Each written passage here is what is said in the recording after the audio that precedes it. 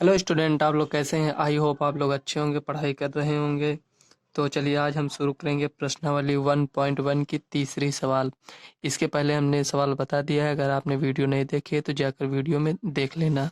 तो आज हम शुरू करेंगे तीसरी सवाल। चलिए देख लेते हैं तीसरी सवाल में क्या है। इसमें दिया गया है, अभाज्य गुणनखंड विधि द्वारा निम्नलिखित पूर्णांकों के एचसीएफ और एलसीएम ज्ञात कीजिए। इसमें 3 सवाल है और चौथी, पांचवी इसी तरह देखेंगे। तो चलिए पहली तीसरी सवाल की पहली सवाल देखते हैं। तो हमने सवाल नोट कर लिया है, 12, 15 और 21। इसका अभाज्य गुणनखंड कर कर एचसीएफ और एलसीएम ज्ञात करेंगे। तो चलो लिखते हैं। यहाँ लिखेंगे हल बराबर 12 का अभाज्य गुणनखंड, 12 का अभाज्य गुणनखंड, अभाज्य गुणनखंड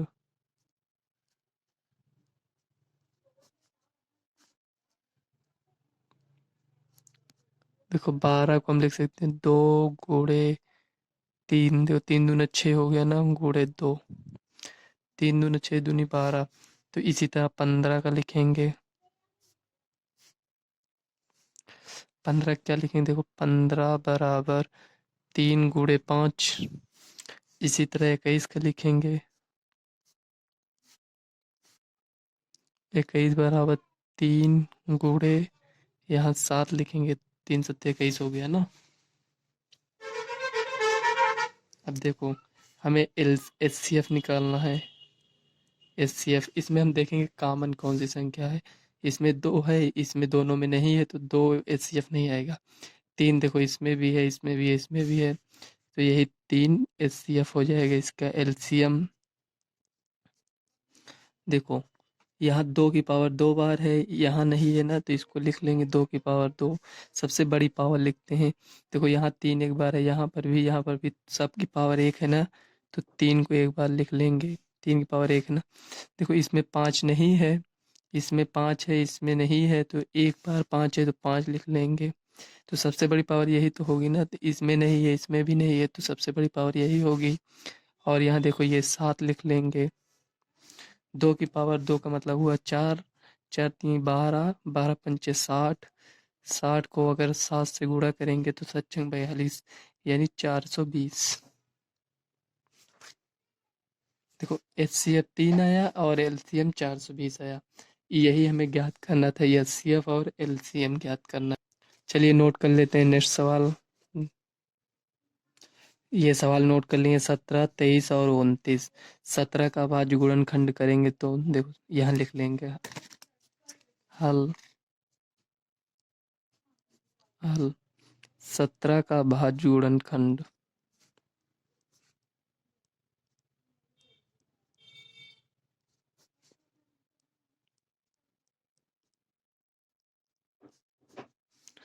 तो 17 कितना आएगा, 17 बराबर 1 गुणे 17 आएगा।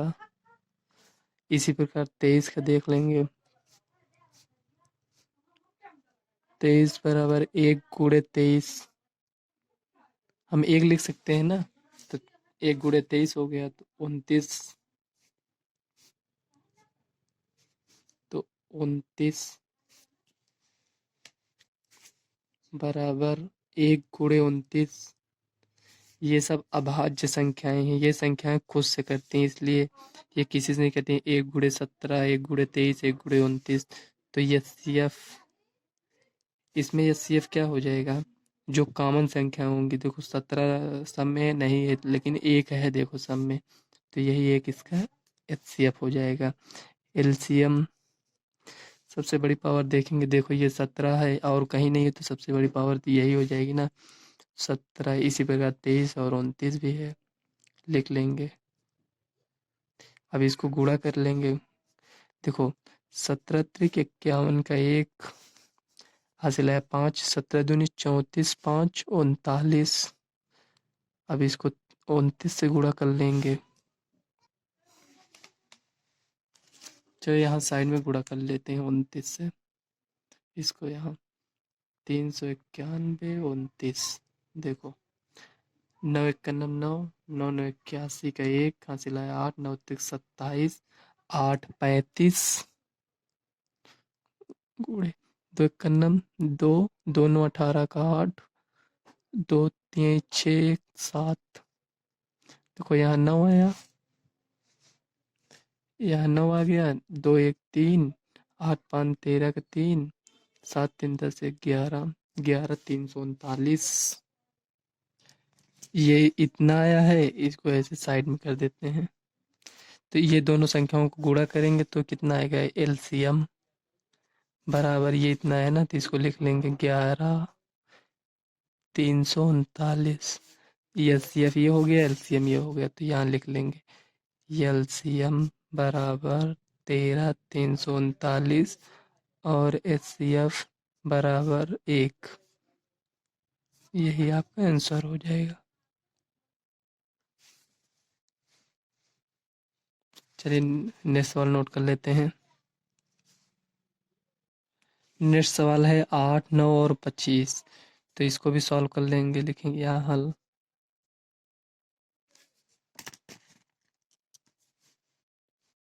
8 का भाज्य गुणनखंड करेंगे का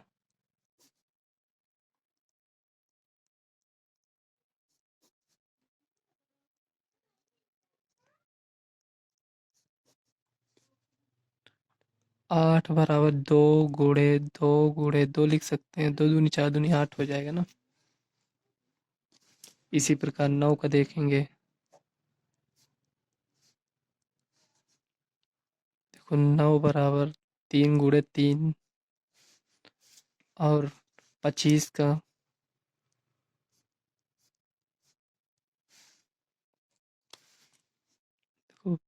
25 बराबर 5 गुणे 5 हो गया।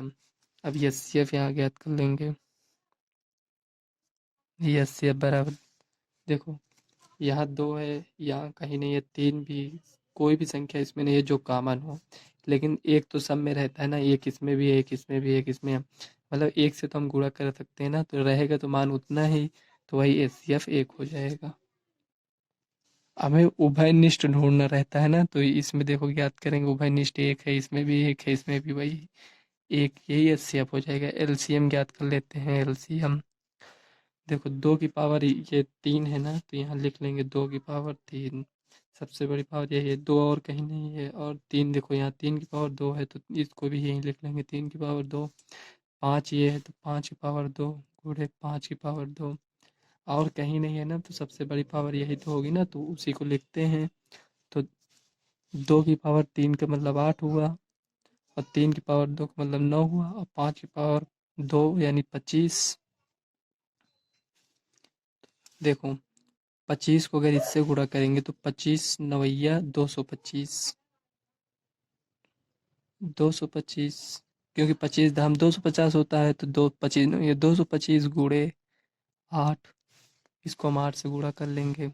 8 पंचे 40 का 0, 8 दूनी 16, 4 20 का 0, देखो 8 पंच 40 का 0, 8 दूनी 16, 4 20 का 0, हासिल है 2, 8 दूनी 16 2 18, ये 1800 आ गया, तो ये एलसीएम हो गया।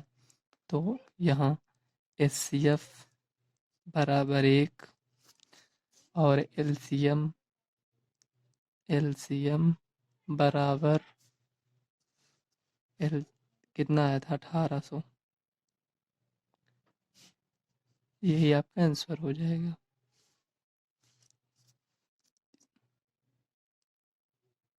चलिए अब देख लेते हैं नेक्स्ट सवाल में क्या दिया है। चौथे सवाल में दिया है एचसीएफ 306 और 657 का जो एचसीएफ आया है वो 9 आया है, और एलसीएम 306 और 657 ज्ञात कीजिए। मतलब इस एचसीएफ तो दिया है लेकिन एलसीएम नहीं दिया है, तो हम एलसीएम ज्ञात करेंगे। चलो एलसीएम ज्ञात कर लेते हैं। देखो सवाल हमने नोट कर लिया, इसमें दिया है एचसीएफ 306 और 657 का एचसीएफ 9 दिया है, और हमें एलसीएम इसी संख्या का 306 और 657 का एलसीएम ज्ञात करना है। तो इसमें एक फार्मूला है, चलो फार्मूला लिख लेते हैं। यहाँ लिखेंगे हल। फार्मूला क्या है, एलसीएम गुणे एचसीएफ बराबर पहली संख्या, ये पहली संख्या, ये दूसरी संख्या, पहली संख्या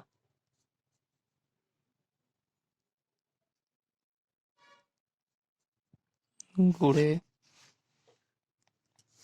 दूसरी संख्या।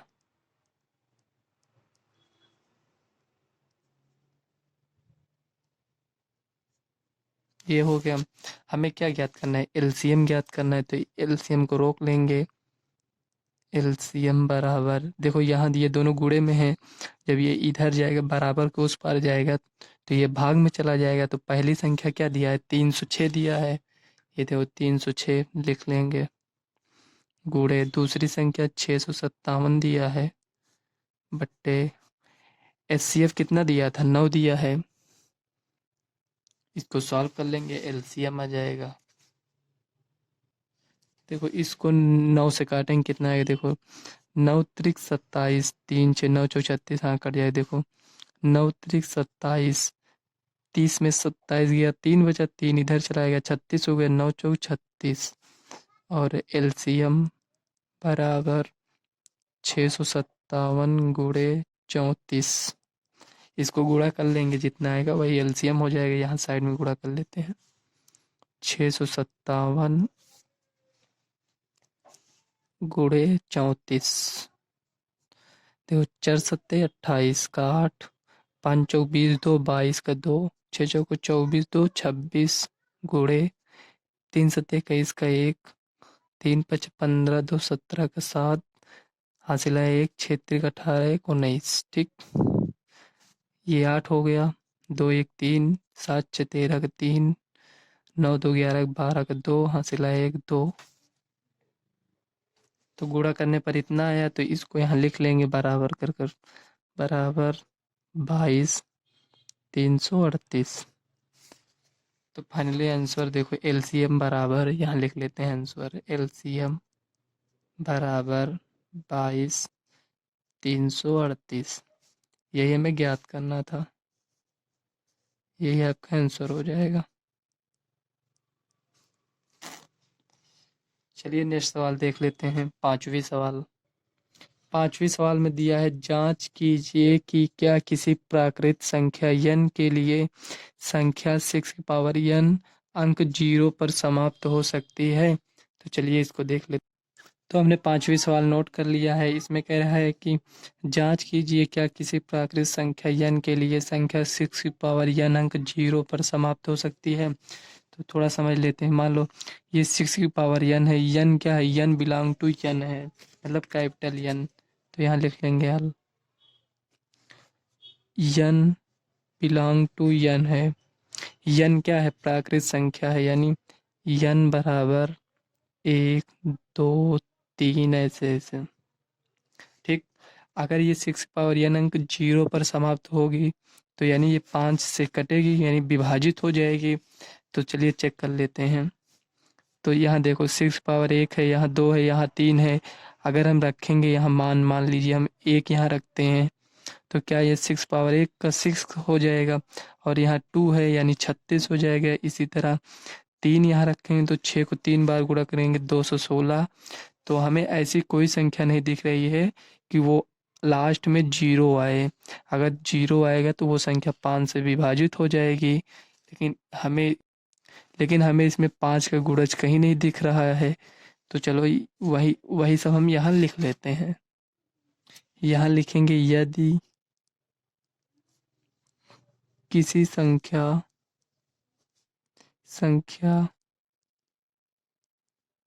n के लिए संख्या ये 6 की पावर n शून्य पर समाप्त होगी, या मतलब 0 पर। तो यहाँ लिख लेंगे शून्य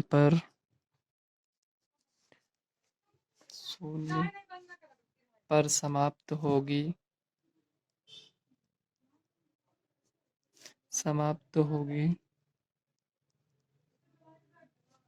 तो वह 5 से विभाज्य होगी। वही जो मतलब शून्य आएगा तो वो 5 से विभाज्य हो जाएगी, तो वह 5 से विभाज्य होगी, विभाज्य होगी। तो देखो इसमें अभी चेक किए थे, नहीं आ रहा था ना। एक का मान रख के, दो का मान, तीन का मान, इसी तरह और मान रखेंगे तब भी यहाँ मतलब पूरा जो सॉल्व कर लेंगे जो मान रखने के बाद, तब भी इसमें जीरो नहीं आएगा। तो हम कह सकते हैं कि जो ये संख्या है इसमें 5 का गुणज नहीं है। किसी भी n के मान के लिए यहाँ लिख लेंगे, किसी भी n के मान के लिए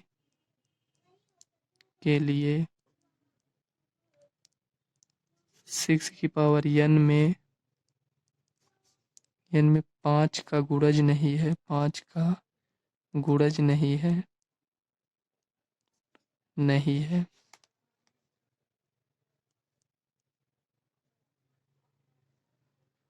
अतः अतः अतः अगर यदि हम इसको 6 की पावर n को इस तरह लिखना चाहें, 2 की पावर 3 की पावर n, तो देखो इसमें भी गुणज नहीं है, इसमें 2 और 3 है, 5 तो इसमें भी नहीं है। अतः हम कह सकते हैं, अतः कितना हो गया, अतः हम कह सकते हैं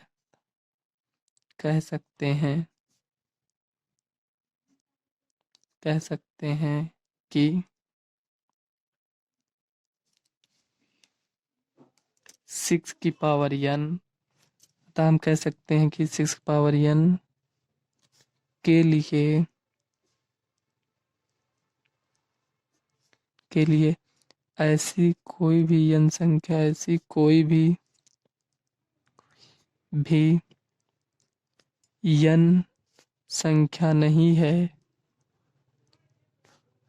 है जो शून्य पर समाप्त हो,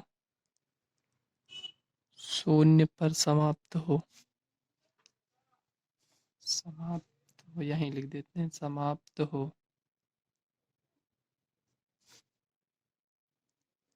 हमें यही दिखाना था, देख लो एक बार। चलिए अब चलते हैं नेक्स्ट सवाल में। अगर सवाल थोड़ा आपको नहीं समझ में आया होगा तो कमेंट करिएगा, हम आपको नेक्स्ट वीडियो में इसका जवाब देंगे। चलिए देख लेते हैं 6वें नंबर की सवाल क्या है। 6 नंबर की सवाल में कह रहा है, व्याख्या कीजिए कि 7 गुणे 13 इतना, और ये जो संख्याएं दी हैं इतना भाज्य संख्याएं क्यों हैं।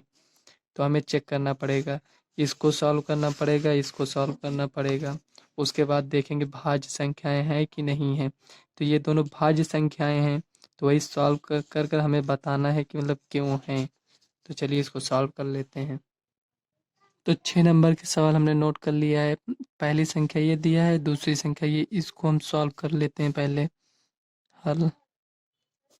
इसको सॉल्व कर देखते हैं कितना आता है। देखो 7 गुणे 11 गुणे 13 प्लस 13। देखो 13 यहाँ भी है, 13 यहाँ है, इसको कॉमन ले लेंगे।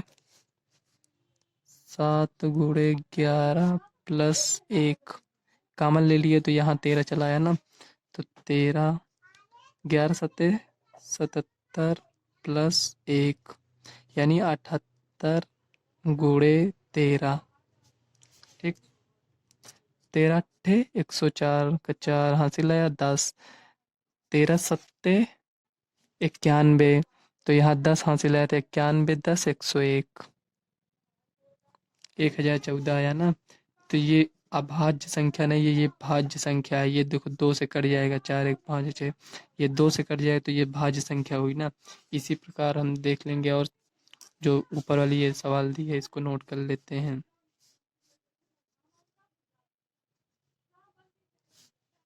देखो सेकंड नंबर नहीं है, उसी में की सवाल है। ठीक, सेकंड नंबर नहीं लिखेंगे। 6 गुणे 5 गुणे 4 गुणे 3, 3 गुणे 2 गुणे 1 प्लस 5 है। ठीक,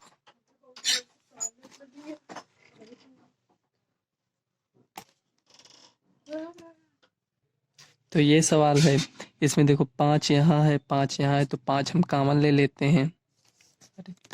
5 हम कॉमन ले लेते हैं, तो 7 गुणे 6 गुणे 500 कॉमन ले लिए, यहाँ 4 गुणे 3 गुणे 2, एक को लिखो या ना लिखो कोई बात नहीं, 5 प्लस 5 एक कॉमन चला गया तो यहाँ एक बचेगा 5। अब इसको गुणा कर लेंगे सबको। देखो 2 तिहाई 6, 6 चौको 24, 24 और सत्संग 42, 42 और 24 को गुणा कर लेते हैं, 42 और 24 को। देखो 42 और 24, 24 दूना 48, 48 का 8 हासिल आया 4, 24 चौको 96, 4 100, इतना हो गया प्लस 1। ठीक, इसको उधर कर देते हैं। तो 108 प्लस मतलब 1008 प्लस 1 तो 1009 हो जाएगा, गुणे 5, 5 45 का 5, 5 4 0 1। देखो ये संख्याएं जो दिया है गलत है क्या? देखो 9 5 9 45, 5 5 1 9 5, सॉरी, ये यहाँ लिख लेते हैं 50 और 45। देखो ये संख्या 5 से विभाजित होगी ना, यहाँ देखो 5 आया या 0 आया तो ये 5 से भी विभाजित है, यानी ये भाज्य संख्या है। उस संख्या को अभाज्य संख्या कहते हैं जो संख्या किसी से विभाजित ना हो। तो ये तो विभाजित हो जाएगा और जिसके पहले ये भी विभाजित हो जाएगा। अतः अतः हम कह सकते हैं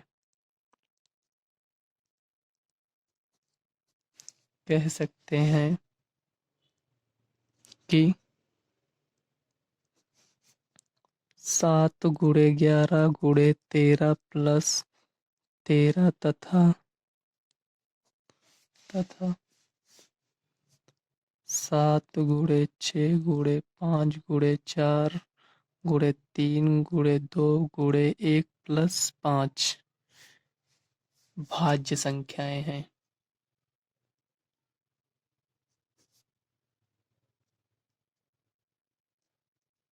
संख्याएं हैं, हो गए।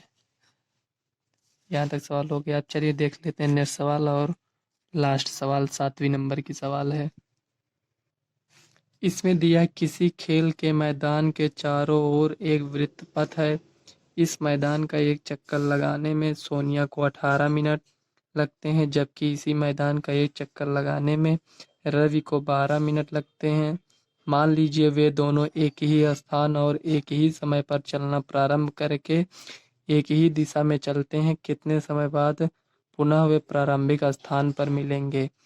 इसमें आप लोगों के एलसीएम ज्ञात करना है। एलसीएम इसलिए ज्ञात करना है क्योंकि इसमें देखो 12 मिनट और 18 मिनट दिया है, और जो दोनों दौड़ना प्रारंभ करते हैं मतलब एक ही स्थान से चलना प्रारंभ करते हैं और वो एक ही समय चलना प्रारंभ करते हैं, इसलिए इसमें आप लोगों को एलसीएम निकालना पड़ेगा। तो चलिए देख लेते हैं सवाल को। देखो मान लेते हैं इसको, ये वृत्ताकार पथ है, ठीक, ये पूरा गोला नहीं बना है लेकिन मान लेते हैं वृत्ताकार ये पथ है, ठीक। दोनों यहाँ से चलना प्रारंभ करते हैं, एक थोड़ा स्लो दौड़ता है एक थोड़ा फास्ट, ठीक। तो ये पूरा चक्कर लगाने में एक को 18 मिनट लगता है, और जो दूसरे हैं सोनिया और एक लोग और क्या, हाँ सोनिया को 18 मिनट लगते हैं और रवि को 12 मिनट लगते हैं, यानी रवि तेज दौड़ता है।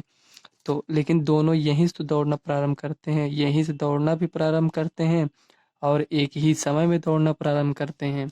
तो यहाँ सोनिया लिख लेंगे, सोनिया को 18 मिनट लगते हैं और रवि को 12 मिनट, 12 मिनट में दौड़ लेता है पूरा चक्कर, मतलब पूरा कर लेता है। तो इसमें कह रहा है कितने मिनट बाद दोनों एक ही स्थान पर होंगे। जरूरी नहीं है कि यहीं पर वो दोनों मिलें, यहाँ पर भी मिल सकते हैं दोनों। तो कितने समय बाद दोनों मिल जाएंगे यहाँ, तो उसी को हमें ज्ञात करना है। तो एलसीएम निकालेंगे, जो आएगा उतने मिनट बाद दोनों एक ही समय पर मिल जाएंगे एक ही जगह पर। तो चलिए एलसीएम ज्ञात कर लेते। एलसीएम ज्ञात करने के लिए देखो 18 12 2 9 6, 2 से ये नहीं कटेगा, ये कट जाएगा 3। अब इसको 3 से काटे, 3 3 का 9, 1 3 यहाँ हो गया। अब ये दोनों इसको सब गुणा कर लेंगे यहाँ। 2 गुणे 2 गुणे 3 गुणे 3। देखो 2 दूनी 4, 4 3 12 3 36, 36 मिनट लगेंगे। दोनों को एक स्थान में मिलने में 36 मिनट लगेंगे। 36 मिनट बाद दोनों एक ही स्थान पर मिल जाएंगे, जरूरी नहीं यहीं मिले, कहीं भी मिल सकते हैं। तो यहाँ हम लिख देंगे अतः अतः सोनिया और रवि सोनिया और रवि भी दोनों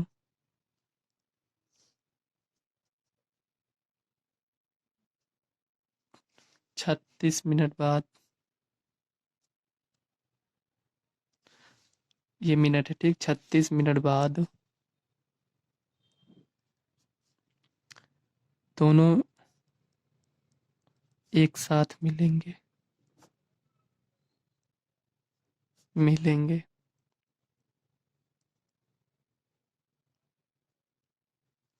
ये एक्सरसाइज आपकी कंप्लीट हो चुकी है। फ्रेंड्स, अगर वीडियो आपको अच्छी लगी हो तो वीडियो को लाइक व चैनल को सब्सक्राइब कर लेना, ताकि आने वाली वीडियो का नोटिफिकेशन आप तक मिलता रहे। और हाँ, ज़्यादा से ज़्यादा आप इस वीडियो को शेयर करना, ताकि ताकि आपके और फ्रेंड्स भी इस वीडियो को देख सकें। चलिए मिलते हैं नेक्स्ट वीडियो में।